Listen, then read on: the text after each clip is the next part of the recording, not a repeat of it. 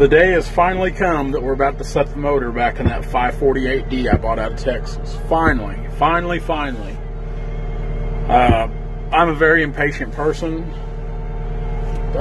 Extremely impatient, and our mechanic, he's a great mechanic, but sometimes he starts things and doesn't get them finished right away, which drives me crazy because this machine needs to be on a job, earn its keep. It's been tore down for a couple months. So I'm ready to get the engine in. So this machine here, this 548D, it's going to Kansas. That's where it's going. As soon as we get the engine shoved in it and it's up and running, it'll be on its way to Kansas. And this video, I'm actually, the part you're getting ready to see first, or what I'm going to show you first, I've actually, of course, I've filmed this later in the day, obviously, but I filmed a part of the video this morning that pertains to how this morning went on a new job. And I'll show that part of the video last. But we're here at the yard. We're getting ready to, I'm going to come up here and grab this engine with the skid steer forks, and we'll set it in that skidder. So we'll get everything done and out of the way and pick that thing up and try to get it in there. We've got a motor on. Tip, she's over here playing in the leaves. Benny. I'm so excited to get this thing in there. So excited.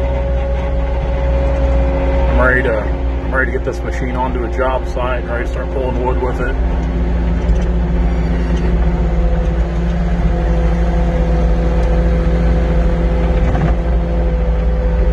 Those are pretty good little engines there. That's a 4045 Deere engine. We put new rods and mains in it. Didn't do a great big bunch.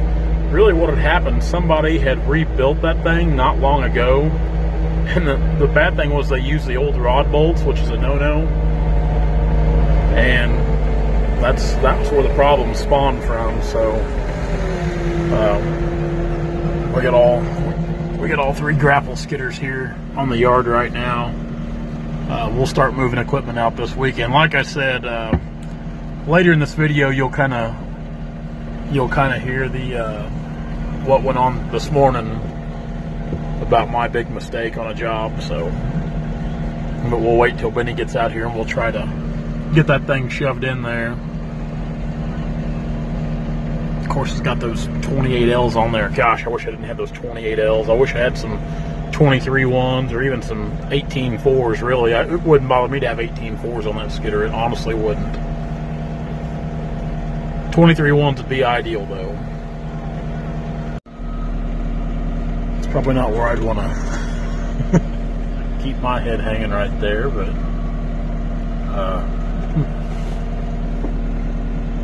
she's chained up. I don't know what he's doing right now.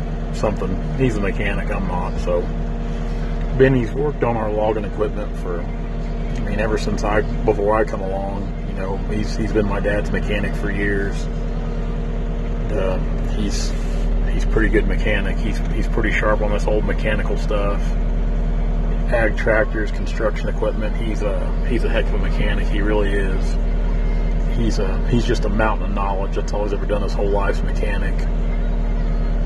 He's sharp on stuff. That he is. He's sharp on it. I think we're ready.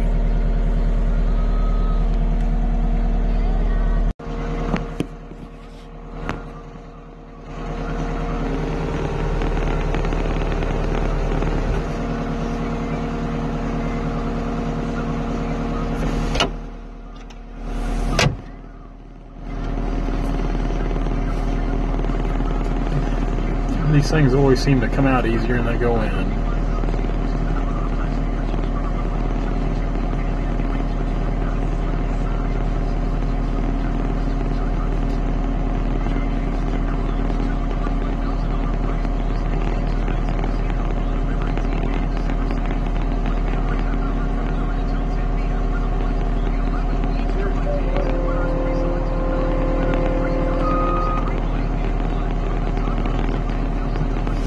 You just You got to be so easy with the controls.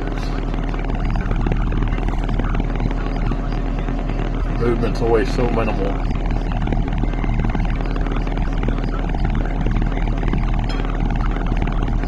The old pry bar in there to help get it lined up.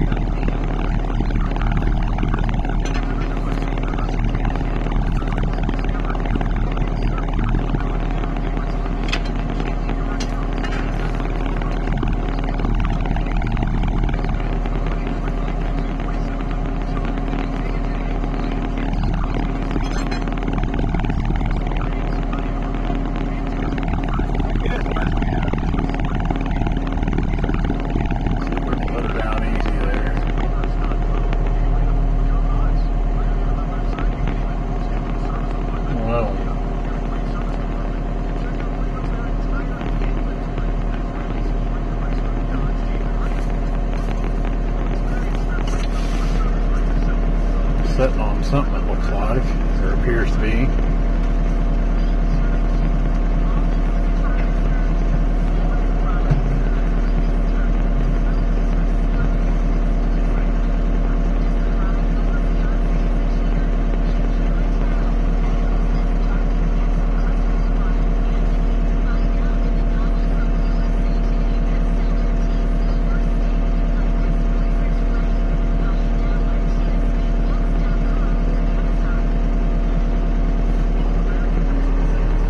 Up on it.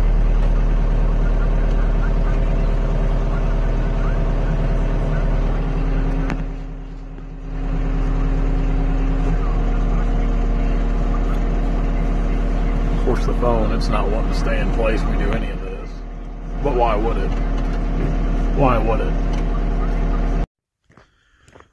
Well, we got the motor in there. Got it in there. We just gotta get everything tightened down, put the pump on, then set the radiator and air coolers back in, and then we'll start putting armor back on. So hopefully, I doubt we get it done today, as late in the day as it's getting, but hopefully we get it finished up tomorrow easy enough. Then this old girl will be headed to Kansas. Have to do some work.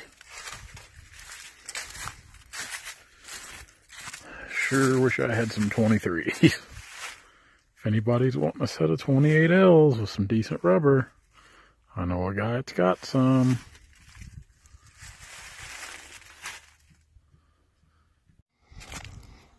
Alright, got the engine in, got the radiator in. Now we just need to do the fine touches on things. Put all the fluids and filters on. Of course, bolt all the armor back up. That should be all the heavy lifting. We use the skid steer to put the radiator in as well. So everything should be pretty smooth from here on. Really excited to get this thing up and going. Really excited to have it in the timber. So now that you've seen this unproductive day, let's get down to brass tacks. Yeah, this morning wasn't really a good morning. Let's backtrack a little in the story. Back this summer, back in June, I bought a tract of timber up in the Holden, Missouri area. Of course, the vegetation was really thick, and I mean, you guys know, look at timber in the summertime, it's hard. Unless you go up and physically, like, put hands on every tree, put hands and eyes on every tree. And I will take full responsibility for this F up, because it's my fault. I mean, for all the way around, it's my fault. So basically what I did, you know, I was pressed on time the day I was looking at that timber. It was the third job I looked at, and I was actually trying to rush back to the bank to get some money because I was headed straight to Texas. I'd been in northern Missouri buying timber. And my last appointment was there at Holden, so I went out there with the gentleman, kind of walked through it, and I seen enough walnut tops. I was like, yeah. I was like, we want this. And there was some hickory and some bur oak in there too. And I look at a lot of timber, I do. I mean, I look at it. Basically, if I'm not cutting timber, I'm on the road looking at timber somewhere. So I'm pretty much in the woods almost every day. So what happened here is I rushed through it. Then I immediately left there, drove to my bank, which is in Bolivar, got cash out, and drove straight to Texas, down into Eastern Texas that night. Long day. And I'd had that job kind of just sitting on the back burner because we do quite a bit of work up in that area. And I was like, well, we'll be up there here in a few weeks, and I'll get you taken care of. Well, we went up in that area, and we cut around there, and of course it was just, and I didn't get to it, and come back down south over here. And, finally Julian's like, hey, like, you gonna cut this? I was like, yeah, like I'll be there. We'll start for sure. I'll have equipment there Monday. And I said, we'll probably start cutting before then. Well, I talked to Dad. I was like, hey, you want to go through to Holden, start cutting? So he's like, yeah. So we took his truck up there because it gets a little bit of fuel mileage in my big diesel here. And normally I wouldn't do that. If we had equipment, we would take my truck because I don't like going to the woods without everything that my truck has. But since we were just going to cut trees, we drove his truck. So we had the saws, gas and oil on back. We drove all the way up there. It's almost 2 hours up there, not quite, almost 2 hours. So we get up there and we drive through there. Of course, there's no vegetation now, and these trees are all small. Like most of them aren't even big enough to cut. And we walked through the place, and we might have found 2,000 board feet of walnut, maybe. That'd be stretching it. And I feel bad because now I've got to call the landowner this evening and tell him why that there's not a bunch of trees laying on the ground. And he spent all this time waiting on me to go up there and cut it, and I've let him down because I'm an idiot. And rookie mistake, just walking through there, eyeballing those trees like that, thinking like, oh yeah, there's enough, we'll be here to cut it. No. So I feel bad on a couple different ends. I feel bad because, one, primarily, like, the client, I've told false information to, told him, that we would cut his timber and we would get him taken care of when we can't even justify moving equipment up there. And really, for what it is, for what he's looking to do, it's not worth cutting those few trees for the mess involved. So that's bad. Then, I've wasted Dad's time. I've wasted Dad's time a couple hours this morning driving up there and driving back. I've wasted my time when I could be moving equipment, doing something else. It's just not been a good day. And things like this rarely happen because I always try to look at timber and, give estimations and bids accordingly. But it does happen, and I'll be the first to admit it. It's my own fault, and it's my mistake. It is. But it's and it sucks, because I was banking on going up there, getting a bunch of them laid down. I was thinking we could theoretically cut about 6,000 to 7,500 feet off the job of walnuts. What I was thinking, because there are a lot of trees there, but they're too small to cut. And I was thinking they were bigger than that, and I don't know where I've crossed paths with what I've seen, my information. I don't know, my head jumbled around. So not a good day to say the least. So, but I think I'm going to try to move a machine, the skid steer, later today to try to get started on some things. So I guess now my next stop as far as work, we're going down to Springfield, and I'll work on getting equipment down there this weekend, because tomorrow I'm having the other day I tore some wiring up on my trailer. I had the skid steer behind me, and I drug and I tore some wiring up. Well, that just bugs me to no end. The wiring wasn't good on that trailer anyway, so tomorrow I'm having that trailer rewired, professionally done, because I'm not an electrician. Even something simple as wiring, not me, not this guy.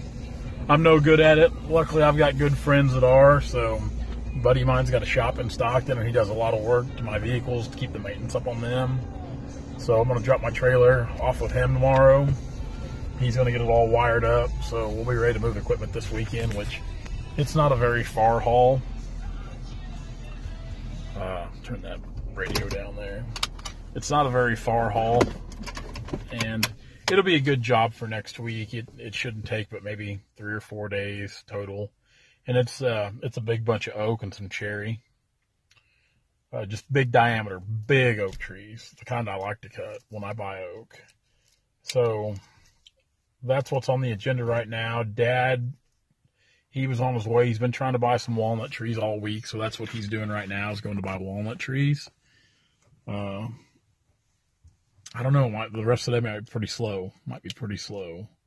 So I dread having to make that phone call tonight to tell that client that, because I know he's going to be upset. But that's just part of it, man. I've got to, I can't just ignore him or not show up or not do anything. That's not the right thing to do at all. So I know I've got to call him and explain myself and tell him I'm basically an idiot. That's what it comes down to. I'm basically an idiot. It doesn't make me look very good as a logger, I know that. So I do. I feel horrible about it.